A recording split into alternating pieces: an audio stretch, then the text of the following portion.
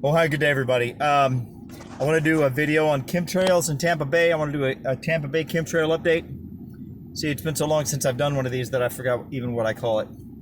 I used to call it Tampa Bay Chemtrail Report, and then I think I started calling it Tampa Bay Chemtrail Update for no particular reason. And now it's been a few weeks, several weeks perhaps. Haven't done any update or report, whatever it's called officially. And I've just completely forgot the whole routine. I'm kind of out of the practice of doing videos, to be honest with you, and it's something of a skill, and you don't realize it's a skill until you stop doing it, and then you go back to do it, and you can't do it. You end up stuttering and rambling and just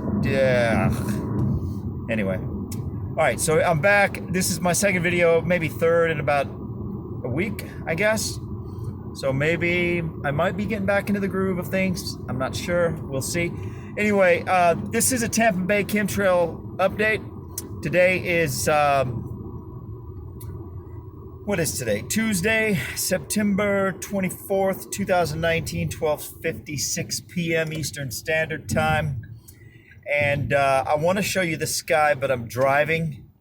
And I'm just dumbfounded because it's just crystal clear. I started doing these chemtrail updates about this time last year, if I'm not mistaken.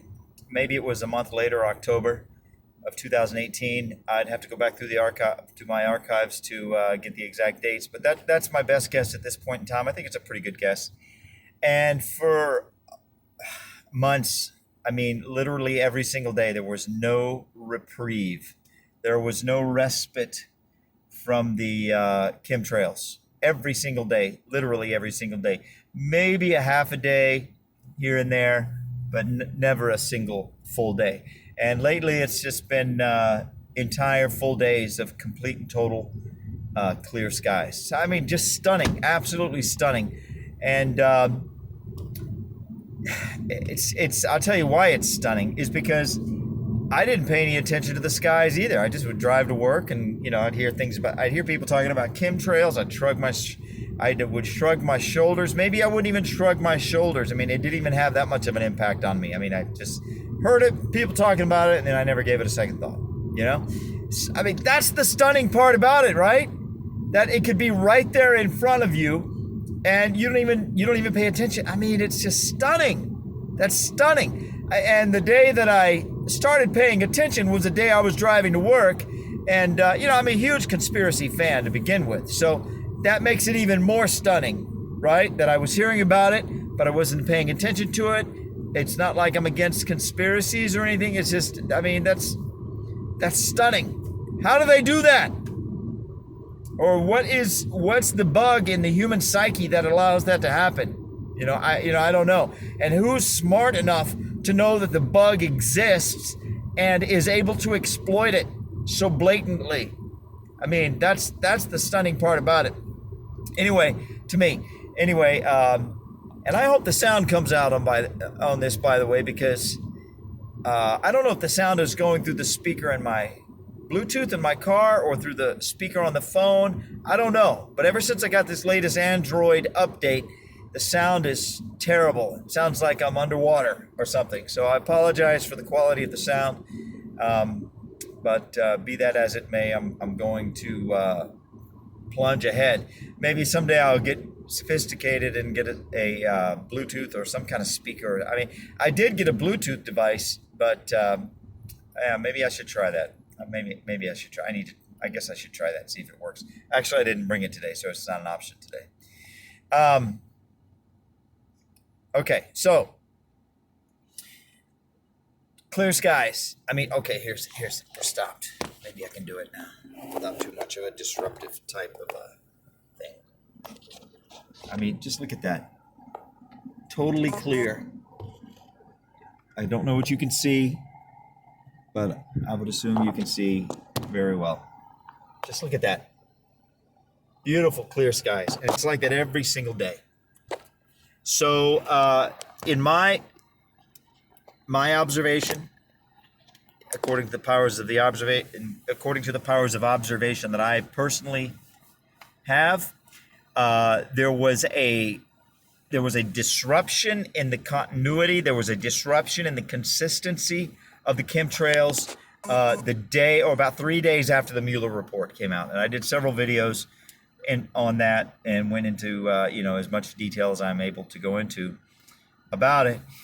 Other people around the country reported similarly, but it was extremely inconsistent, very inconsistent. Then a lot of more people started reporting interruptions in the consistency and the continuity of the chemtrails following the July 4th parade in Washington, D.C. Now, I want to digress for a minute and talk about that July 4th parade because I think it's fascinating. Obviously, it was a giant military extravaganza with Air Force jets flying overhead, tanks, and the political left in America was going crazy. And I have to say in America because I get comments, not a lot, but I get some comments from people in Australia. So I have to make the assumption and I have to come to terms with the fact or the possibility that people in other countries are watching this. So yes, I am in America. I'm talking about the July 4th celebration in Washington. What did I just say about something in America? Anyway, now the significance of that military extravaganza is that apparently Trump was making a statement to the deep state that I'm the commander-in-chief, I have the power of the military, and I am coming after you. Two messages. Number one, don't try anything, and number two, we're coming after you. So I think that is just brilliant. I think it's wonderful. I think it's amazing.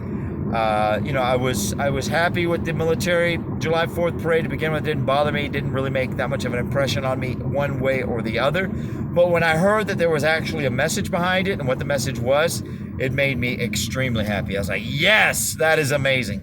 So I don't know if you follow Serial Brain 2 on YouTube there's a bunch of people, obviously, but they're good at reading the symbolism of things. Like even Melania's dresses, there's symbolism in the dresses that she wears. From time to time. Serial Brain 2 gets so deep and so far down into the minutia and the weeds. As far as I'm concerned, I don't really get it. I guess he has a really good reputation.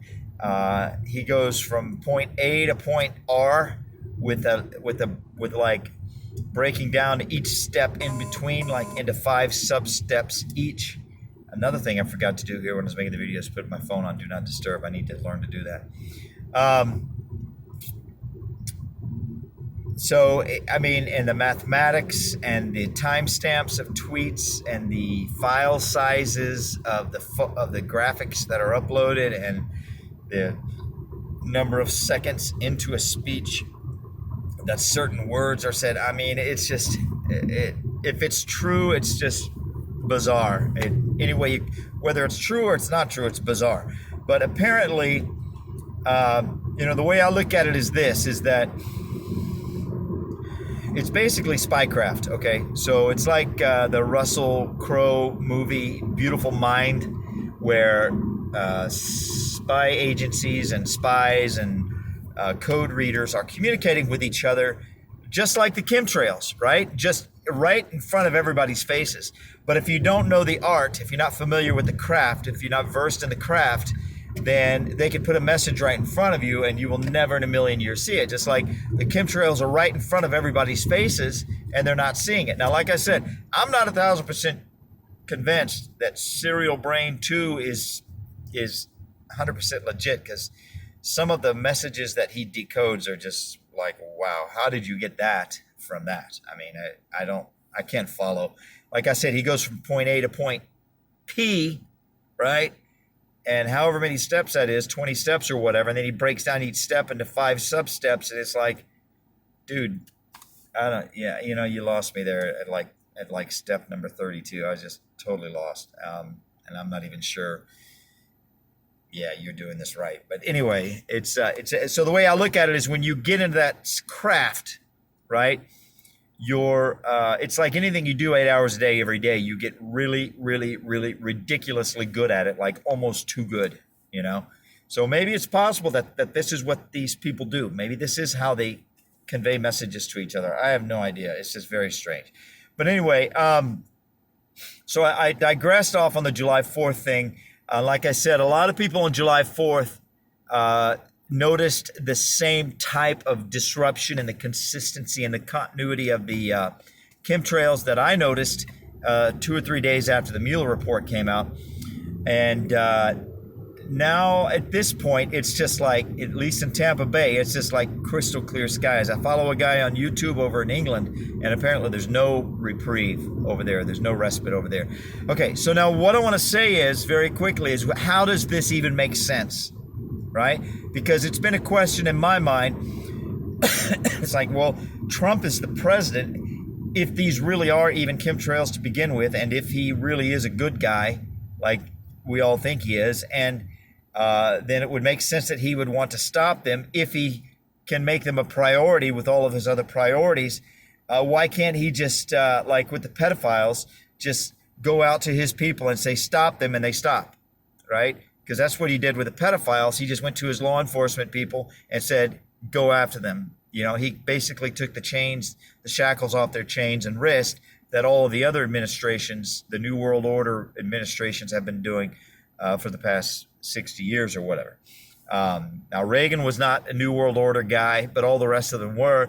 Reagan, however, lost all of his fight after he got shot. So they didn't kill him, but they took the fight out of it, because he's like, whoa, if I have to do what you say, or you're going to kill me, and you proved it by trying to kill me, then, well, you know, I'm just going to do the most good that I can without getting killed in the process. So, which is, you know, kind of a reasonable position to take, I think most people would say. And that was George H.W. Bush behind that assassination, by the way. It is widely regarded. I mean, obviously, I don't know. I'm not an expert, but that's what is widely regarded to be the case. Because obviously, George H.W. Bush is the official New World Order representative. At least he was. He's not anymore. And I'm holding my nose because that's the way he talked. The New World Order. We are going to leave the law of the jungle. Yeah. Anyway, there's a famous speech where he was talking about the New World Order, and that's how he sounded while he was talking. So, or maybe it was just the quality of the recording, but I think he was sort of known for having that kind of a voice. Kind of like a Oompa Loompa voice. Lollipop Guild. That's the right way to put it. Kind of a Lollipop Guild type voice. Anyway, I mean, he's Mr. CIA, skull and bones, deep state, New World Order guy anyway, regardless of what his voice sounds like, you know. That's just who he is. All right. So, I got to pass this truck. This is crazy. I apologize for all the rambling. Like I said, I'm kind of rusty here. But, so, what I want to finally get around to, if I can get around to it, is why Trump couldn't just get into office and make a statement to his people, because that's what leaders do. They just do things, you know? It's like God, when God created the earth, he created it with his spoken word, and we're created in his image. When we acquire a little bit of the Godhead, that is to say, like a micro, I don't want to justify megalomania. When we acquire a micro amount of the Godhead, of the authority of the Godhead, a little bit of authority, that's also how leaders do things, right? So that's like a reflection of our created nature. Leaders just say, do it, and it's done, right? According to whatever authority and power that they have. So why couldn't Trump just say, let the chemtrails be gone, and they'd be gone? Okay, that was my question.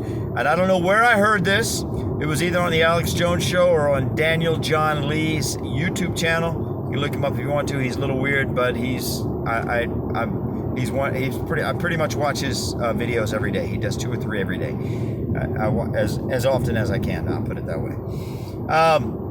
I'm pretty sure it was on one of those 2 channels. This is the answer whichever one it was. This is the answer that they gave, and it sounds pretty solid to me. They said that a base commander in the military is as close to an absolute dictator that you're going to find outside of a dictatorship. Meaning that a base commander has his, what do you call them? Like people that answer to them. There's a word for that. I can't remember. Reports, I guess. A base commander has his reports, and those reports are conditioned and trained to literally obey that man or that woman's word, even under the threat of death. Okay? Consequently, if Trump were to go out to these chemtrail bases, and they are bases, okay, and just try to neutralize all activity with respect thereto, okay, then basically he would be declaring war on his own people. Or he would be starting a war, a civil war in the military, right? Because that base commander would order his people to fight, resist. Because you have to understand that if this base commander is so corrupt that he has agreed to spray the population with neurotoxins and to spray the environment with aluminum, which is deadly to all life, right? That's why Monsanto is developing aluminum-resistant seeds, because aluminum is deadly to all life forms, all carbon-based life forms, right? Then that person is so far gone morally and ethically that it's not even a consideration that he's just going to let somebody come in there, take over the program, and put him under arrest. Not only that, these people are foreign agents. In some cases, literally foreign agents. In other cases, they are hijacked or jacked or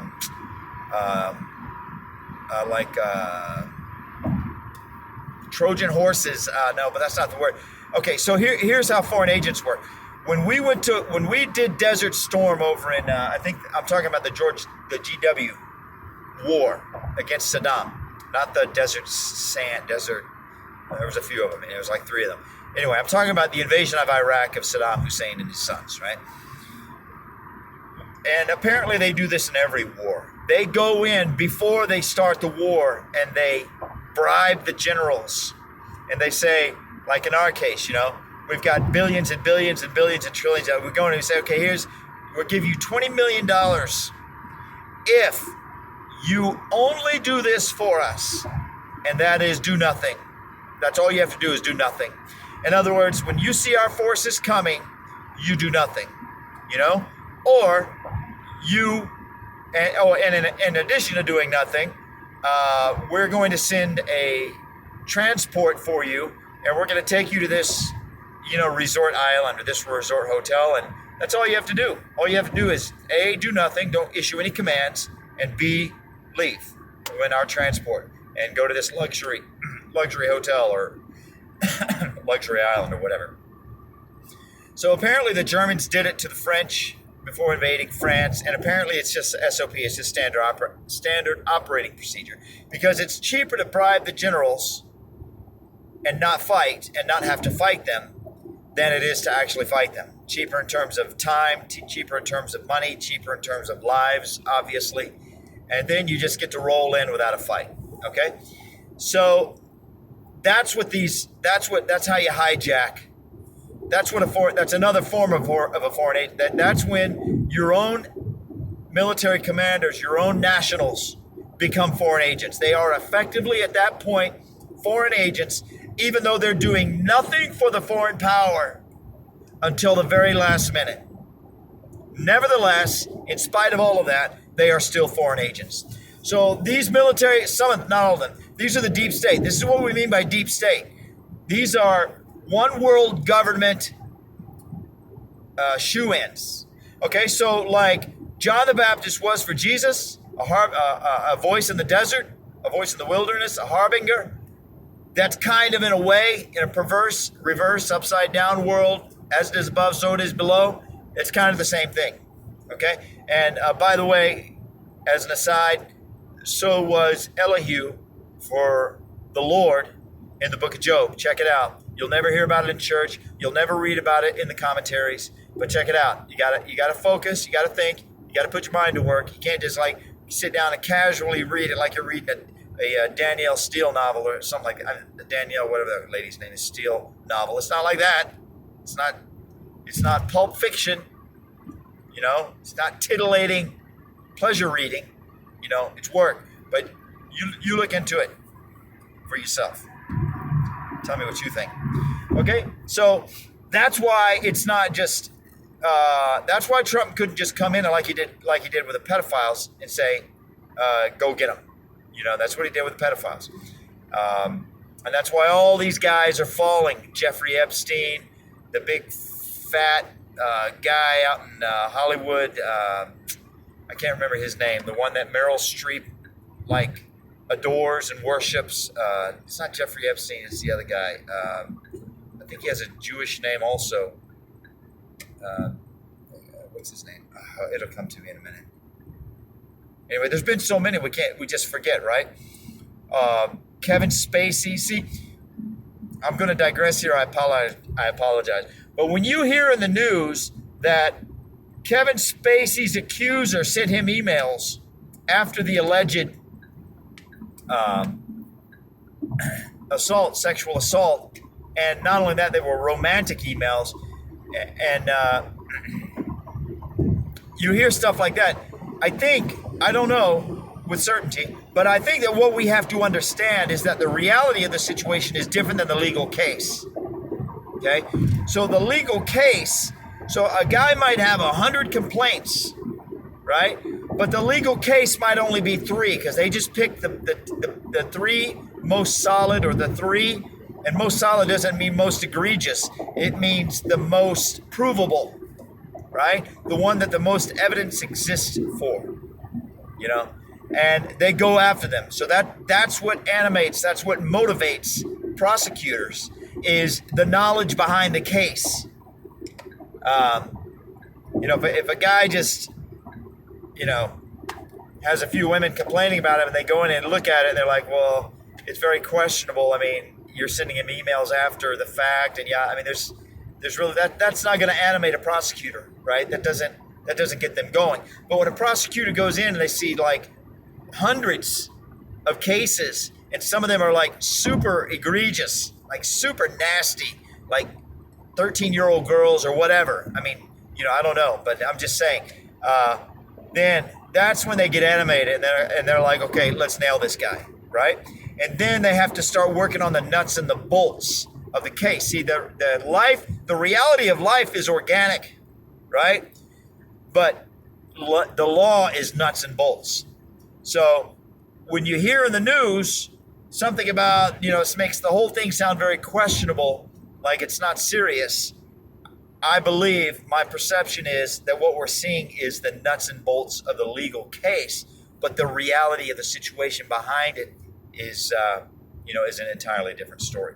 So anyway, that's the reason it takes so long, and that's why it's like fits and starts and like stuff. So what they started doing, as my understanding is, when the Mueller report came down, the easy bases to take out were taken out, because Trump and his people, because it's an entire administration, thousands of people, they're like, okay, we got this Mueller nonsense behind us. All right, let's get to work on this other stuff. Boom. Okay, so you take out 3 or 4 ChemTrail bases. And then July 4th was what they call a marker in a war. It's like a significant event. And then after July 4th, it was like, okay, and then between the time of the Mueller report and July 4th, they were working on all this stuff. And then the marker, and then, okay, boom, take out these other bases. So what they had to start doing is rotating the planes from region to region, at least in a more sparse way. And that's why things got spottier and spottier and spottier. And now time is progressing. As time is progressing, they've completely knocked it out, at least in America. You know, I don't know. So that's my perception of things. Thank you for watching. I apologize it's so long, but that's the way I do things. It's not very good, but it is what it is. So God bless you. Have a wonderful day, and thanks again for watching. Bye.